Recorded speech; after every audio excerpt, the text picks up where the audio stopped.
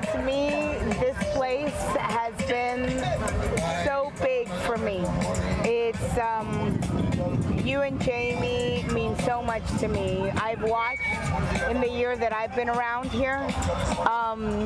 I remember when it was 1 level to 2 levels to everything that you put out here. And you amaze me because, once again, how old are you? 29. 29. The one thing that I love about my documentary that you never knew, all I know is that you guys took me in like awesome open hands. You knew there was something going on with this lady.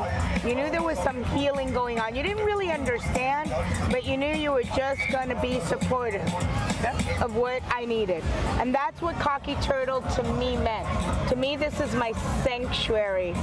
Anthony and Jamie are something that I admire as a couple, friendship, partnership, business sense.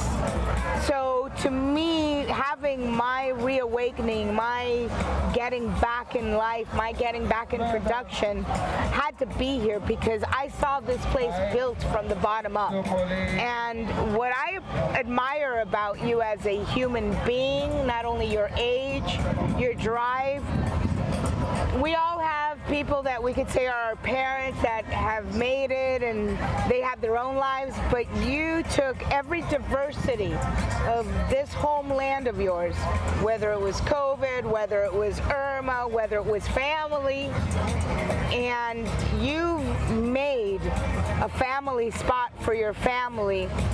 And you've given your family name, I think, to me, the biggest of honors without knowing anyone else. Thank you. So knowing that about you, my big question to you is, what's your drive for all of that energy so young in your life with so much diversity? What drove you to be you? Wow. Honestly, I think the biggest drive that's always been there for me is accepting that the rat race is real. Accepting that the more time I waste, the more time I would have wasted partying and doing what most people would do in their 20s, enjoying life, you know, being free-spirited, as they would say. I chose a different route. I always like to watch documentaries. I look at business shows, business channels and stuff like that, and every single entrepreneur that has made it always said they started when they were 18, they started when they were 19, they didn't waste much time. And my dad always used to tell me, it's one thing he always told me, he was like, you're gonna have 1,000 ideas. 100 might actually have merit and actually work. And from that 100, one is gonna take care of you, one is going to be for passion, and one is going to set you up for the rest of your life. What's your passion of those ones? What's your passion of those ones? I think... going back to your father's advice. I didn't lead with passion. I know, I understand. At all. But I got you, because you're doing the others. I know you well enough to know you're doing the other two that your father set out. Now what I'm asking for your father and you, what's your passion of those three?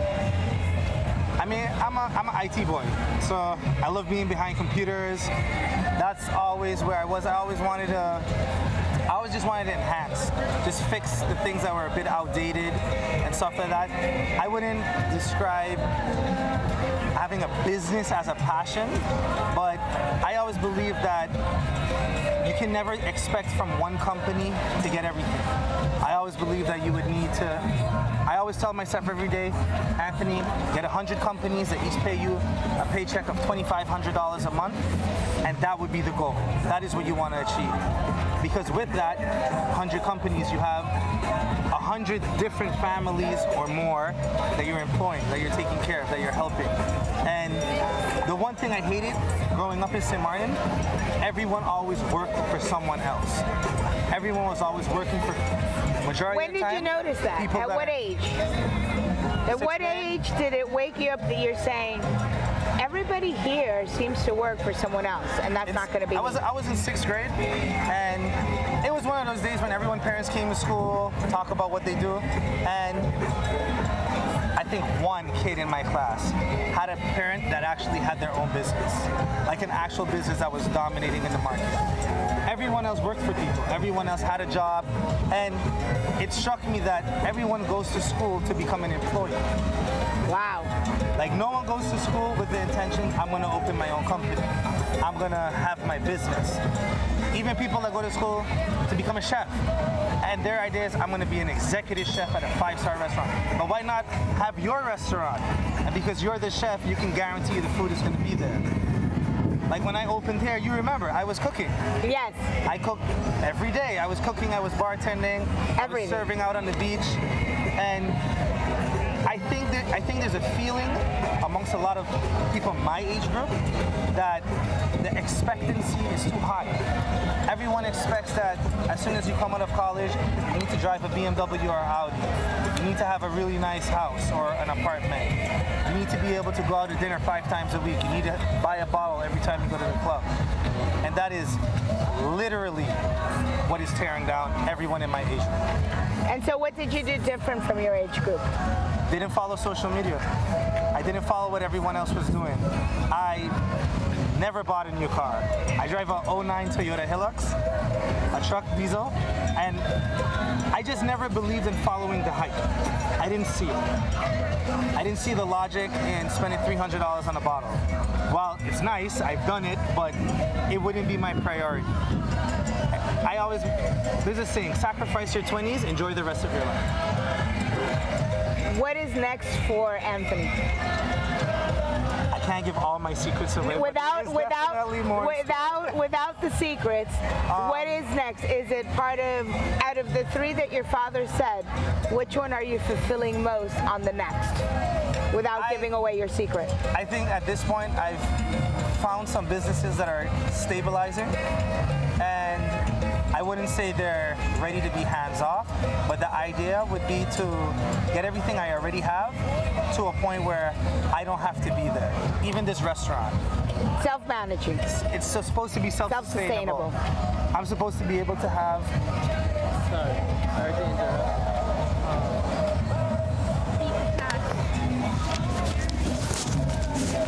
Duty calls. Yes, always. Thanks, guys.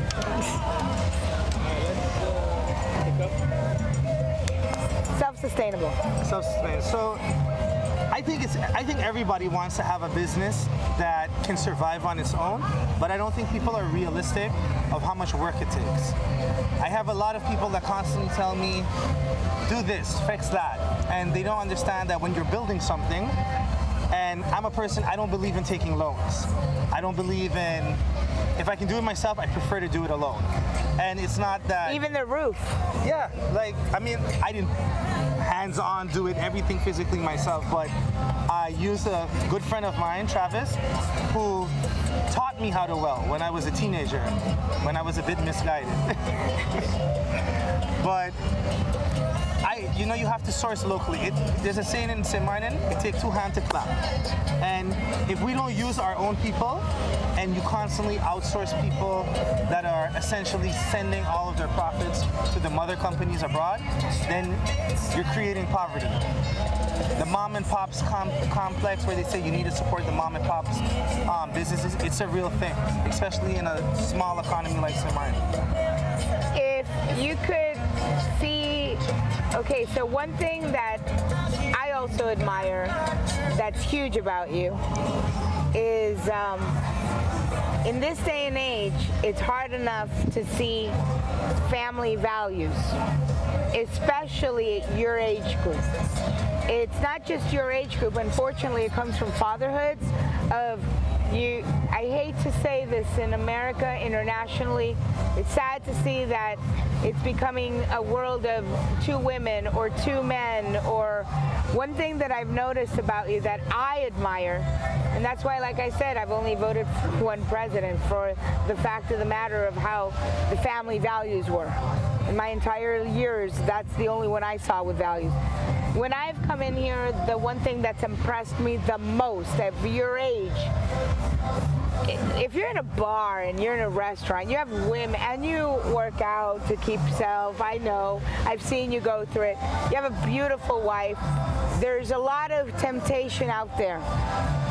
What I love that I've seen personally, hands-on, is the friendship and the best friend that you have in your partner. And at your age group, that you're not looking for that. You've created family values by making movie nights, by doing karaoke, doing things, by having a playground, by bringing your family. I've seen the loyalty that you stand by your family. Knowing today's life, and I know that in the bar scene and also in other club scenes and work that you have been around, how do you as a man today, with everything that's on the internet and everything that's exploited about what a man should do or don't do, how do you keep your family together like you do? Because I see the priorities. That's really what it is. The same way you can prioritize to get your car washed, get that haircut every Friday, go and buy a new shirt or polo to go out, you have to want it. You have to really want it. And it's easy to say you want something, but it's harder to follow through on what you actually want. I knew what I wanted. I wanted to have kids young. I also didn't want to have kids with someone that was just okay with having kids with me when they just met me. So, and I got lucky. I met Jamie and we didn't start off as dating. We started off as friends and hanging out. And we became so close to the point that we didn't want other people talking to us. We just wanted to be with each other. My first real date with her was on this beach. I used to drive a beat-up Sonata. It was my grandma's Sonata, but I ruined it. But it was terrible. I used to have to open the front door from the back door. So I would have to open the back door, stick my hand through to open up the door. It was terrible. But she liked me anyway, surprisingly. Our first date was right here. We parked up the car, we pulled out PVC table, 2 PVC chairs, and we had a picnic. And it was a surprise. She made me chicken Alfredo fettuccine, and she had my Jack Daniels. I'll never forget that. And it's ironic because I always used to tell her, I would tell her my goals. I would be like, I'm going to own this, I'm going to build this, I'm going to have these companies, these assets. And I always had a plan for myself.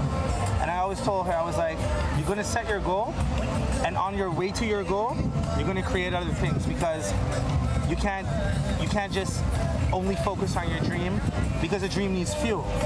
It needs some stuff to fuel it. You need to build to it. So for example, this took me 10 years. It was a 10-year process. And so imagine, I started when I was 19. Wow. I was in Mexico, and me and my mom went to a tequila factory, and we were sitting down by a beach bar, and we were like, we should do this. We can do this. A lot of tequila was talking, I'll agree. Speaking of, oh yeah, our shots. Our shots. We're gonna take a shot together. This is the cock shot.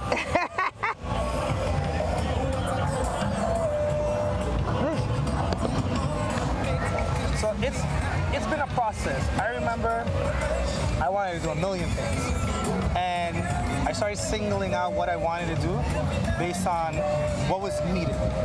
I looked at St. Martin and I created a storage unit, and it didn't start off as a storage unit. Like we had other intentions. We were thinking of office space. But I remember in Holland when I was a student, every time I had to move, I rented storage.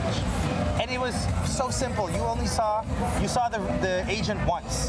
When you came there the first day when they gave you the key. And then after that was it. Money was coming in. in. At the end of it, it was bank transfers, and when you were finished, you left your key inside of the storage. And that was it. And that was it. You never saw these people. It was the best business model because it required nothing. And that's when I started that one, and that was a great assistant in boosting the other businesses, because that's what you do. You create something, it makes a little money, and you push on to create other things. And you keep enhancing, you never stop. You got to keep your eye on the prize. What's the best quality that you see in Jamie as your wife and friend? Jamie is brutally honest, and for a lot of people, I won't only say men, a A lot of people cannot handle brutal honesty. And you love it. And they take, I do, because I don't take it as offense. I mean, sometimes it's irritating, of course, because no one likes to be told that they're wrong. No one. But you need that. If It's a checkup from the neck I up. can't trust someone that agrees with me on everything. Thank you. That would be the little dog. Being real. That would be the little one that barks up, and she has her own mind. Yeah, she will flat out tell me this is nonsense. And she calls it as she sees it, and I love that. I noticed that you're also, your family values, I see your children here, so you create balance between, I remember you telling me that the hardest part of you being successful was the lack of family time, and after you said that to me, it was really amazing. Right away I noticed right away after that comment, you don't even realize this, but literally like 2 weeks later, I noticed movie night came up. And all these things, because I think that sometimes when you're talking to someone, you might not even know it at the moment, but it becomes a subconscious of, I need my family.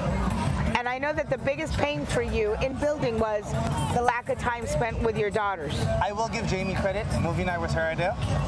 And it was a good idea. And it was the reason why is there is slim to no activities for kids to do that are cost efficient. There's places you can go, but it's expensive. It's not practical for you to be able to do every week. Not on the minimum wage salaries that 80% of the country. So I don't mean to interrupt you there, but that's another thing that gets me huge. You're a big philanthropist.